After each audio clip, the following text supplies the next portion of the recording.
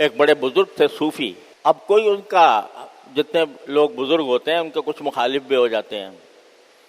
تو ایک مخالف نے ان بزرگ کے بارے میں یہ کہا کہ تم تو کتے سے بھی بدتر ہو. منہ پر کہہ دیا کہ تم کتے سے بھی بدتر ہو. تو جواب میں ان بزرگ نے کہا کہ بھائی ابھی مجھے پتہ نہیں ہے کہ میں کتے سے بدتر ہوں یا نہیں ہوں، ابھی مجھے پتہ نہیں.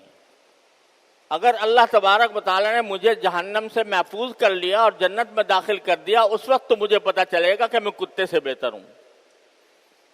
لیکن اگر اللہ تعالیٰ نے کہیں پکڑ کر لی تو یقیناً میں کتے سے بدتر ہوں. مجھے کیا پتا کہ اللہ تبارک و تعالیٰ نے میرے بارے میں کیا فیصلہ کر رکھا ہے.